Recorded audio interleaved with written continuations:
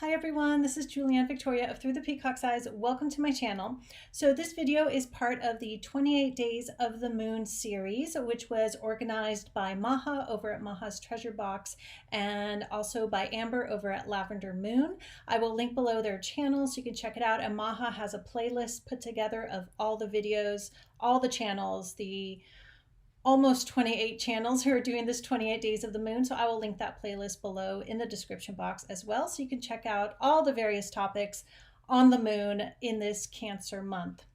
So the topic for this video, so this is my second video. This one is a fill-in for someone else who couldn't do the series anymore. The topic is, and I'm using her topic, which is a topic actually that I thought I would do at first, and then I changed it to the lunar mansions. So the topic is gardening with the moon. I have my notes here just so I don't forget anything. And it's about astrological gardening. So this will be, so if you already know me, I do practice both Western and Vedic astrology, practice, study, teach, and so on. But when I garden, and if you don't know, I'm also a gardener. I'm an herbalist, so I grow a lot of my own veggies and medicinal herbs. When I garden, I go by Western astrology. So the reason for that is because Western astrology is based on a tropical zodiac, which means it's based on the seasons. And gardening or farming, growing anything, very much has to do with being in tune with the season. So I go by Western astrology with that. So this will be from the Western astrology perspective. There are two main things. So this is basically a astrological gardening for beginners because it can get quite complicated. And in reality, in practical life, it will be really, really hard to follow all the specifics and the guidelines to have the most perfect astrologically in tune garden. And often it's just because, sometimes in life, like, oh, today's a great day for planting, but I don't have time. And on a day that's much better for harvesting or weeding is when you need to go out into your garden and pick some kale. So like I do that. I don't think about where's the moon right now and what phase is it in. If I need to run outside to the garden and grab some food to put in dinner, I just go and get it. So these are guidelines. It would be a huge effort, a lot of work to really be so strict with it because it just doesn't work practically with life unless you're a full-time gardener or farmer and you can really focus on it. Okay, so having said that, the two main things you want to think about when trying to follow the guidelines of the moon and do some astrological gardening is the phase of the moon and the sign that the moon is in, or the category of signs that the moon is in. So looking at the moon phases, so the dark moon, which is like the day when there's no moon, it's often called the new moon. It's astrologically or astronomically, that's called the new moon. Although technically, I think, if the sliver's there, then it's actually new. But in the dark moon, that's a quiet time, a time of rest. It's ideally the time you don't do much in the garden and you give the garden a break, give yourself a break. Now, as the moon becomes new, so the second, third days after the dark moon, that's a great time to do your planning. You can plant then, of course. You can do what you need to do then. But ideally, if you're going to follow the moon phases, it's a great time to do your planning. You can also do that in the dark moon, but I would say rest. Don't worry about it. Do your planning. Get your seeds out or buy your starts. Get your starts out of your greenhouse if you have it. And plan what you want to plant where. And then as the moon starts waxing, so as the moon starts to get bigger and brighter, so there's more light to the moon, then you plant your seeds, you plant your starts, you transplant things even, so you get things going. These are also good times if you're not ready for that to do your soil amendment, to do your fertilizing, to add your compost, anything that you want to build and grow. Ideally, do it during the waxing moon, so from the first sliver of the new moon onwards. Now, when the moon is full, so I'm just doing the four main phases. Of course, there's micro phases within that. When the moon is full, a great time to harvest because everything's full and bright. There's even a moon called the harvest moon because in the past, farmers, gardeners could stay up late at night and harvest by the light of the moon. But when it's full moons are completions and culminations, and it has an abundance energy as well. So great times to do harvesting. So this would be like long-term planning. Oh, okay, new moon at this month, I'm going to do this, and full moon, then I'm going to harvest these plants. And you could see it could take quite a bit of planning ahead, and hopefully the plants cooperate and grow at the rate that they normally do. It doesn't always happen, and you can really follow this along. And then lastly, the waning moon. So when the moon is getting less light, or there's, smaller moon, it's more dark. I'm not explaining that well, am I? Great time so it's decreasing. Great times for weeding. Weeding, pulling things out. You can still also harvest then. Also pest control, especially as it gets to the last bit of the waning moon, so the waning gibbous, and the day or two before the dark moon is a really great time to get rid of pests and get rid of weeds. Ideally, you do it all organically. Okay, let's see what I wrote here. Pruning and clearing as well. Okay, so that's the first main thing. So the second main thing you want to go by is the astrological sign that the moon is in. Again, this is going based off of Western astrology because it's based on the seasons. So it's good to clump or categorize these signs by their element, and that makes it easier to remember. So the fire signs, Aries, Leo, Sagittarius. Fire signs, so because it's hot, it burns things up, right? Fire burns things up.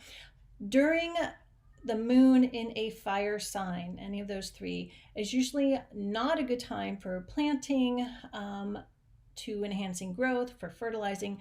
Fire sign times are good times for that pest control, that pruning, that weeding, for removal, for taking things away. The same can be said for the air signs. So the air signs are Gemini, Libra, and Aquarius. Again,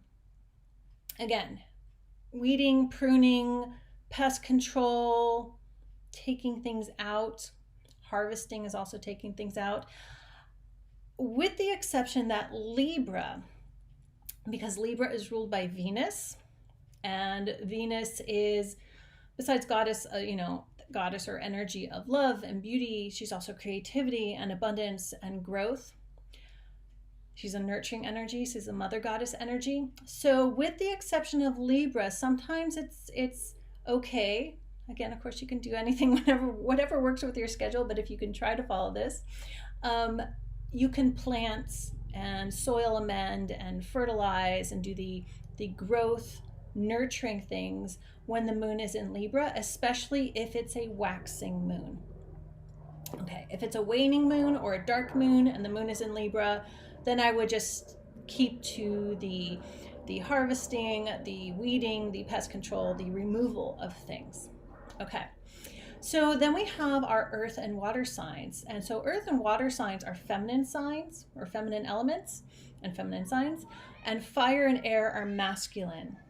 So it's really focusing on, because the moon is a feminine energy for the most part, nurturing energy. It's a watery energy. So the earth and water signs, which also are nurturing, are the best signs to do your planting, your soil amendment, your fertilizing, your doing whatever you need to do to enhance the growth. Again, planting seeds or starts, or it could even be transplanting.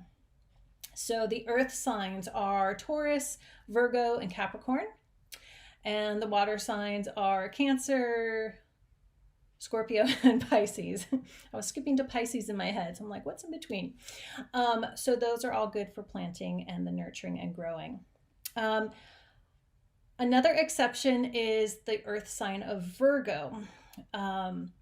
Even though, it's earth sign, and that's a great time for planting and planting and nurturing, it's also time for harvest, because it is a traditional harvest time, the Virgo season, late August, early September. So that's an exception too, and I would focus that on the waning moon side if you're able to plan this all out perfectly. So that is my little sort of astrological gardening for beginners. And those two simple things, working with the moon phase and working with the zodiac sign that the moon is in, I mean, that's enough to try to juggle and figure out, can I get this done on the weekend? What's the moon in? What phase is it? I have to plant. And, again, sometimes, if that's the only time you have to plant your seeds, go ahead, plant your seeds. But it is kind of fun to experiment with this, because I have been actually experimenting this mostly with the sign that the moon is in over the past couple of years. And it's hard to say if the garden is growing better than if I didn't do that. But it seems to be doing fine. I mean, it would be like a decades long experiment to really like to have side by side gardens, and one you went by the moon and one you didn't, to really see if there was a difference, and having controls. But it is kind of fun to play with it and work with it and see what happens. And then if you go deeper into it, there's certain plants that are good to plant under when the moon is in these signs, and other plants under those signs. Yeah, it can get quite complicated. So I think these two things are enough, can make it complicated enough to plan out your gardening for yourself. Okay, and then I also want to mention a book recommendation. I read this a while ago. I bought it used. It's actually kind of falling apart already. It's a very old book. I don't know if it's in print anymore, but it's called Astrological Gardening, The Ancient Wisdom of Successful Planting and Harvesting by the Stars. So this goes more into depth. The author does also talk about, these are good plants to plant under these signs. She also even talks about things like companion gardening, where you plant certain plants next to other plants and this and that. So it can get quite complicated. But if you're looking for a book to give you more in-depth guidelines, I recommend this one. Okay, all right. I hope you enjoyed this video. I hope it inspires you to garden by the moon or harvest by the moon. And this can apply also for those who do like foraging, urban foraging or wild foraging. You can look at the sign the moon is in and say, I'm going to go for a walk today and pick some of those wild blackberries growing, because it's a full moon and the moon is in Taurus or whatever. So you can apply that to that as well. All right. I hope you enjoyed this video. I hope you got something out of it. Check out all the other videos. Again, the link below to the playlist on Maha's channel is down below in the description box. Thank you for being here. Thank you for watching, sharing, subscribing, and I'll see you back here soon.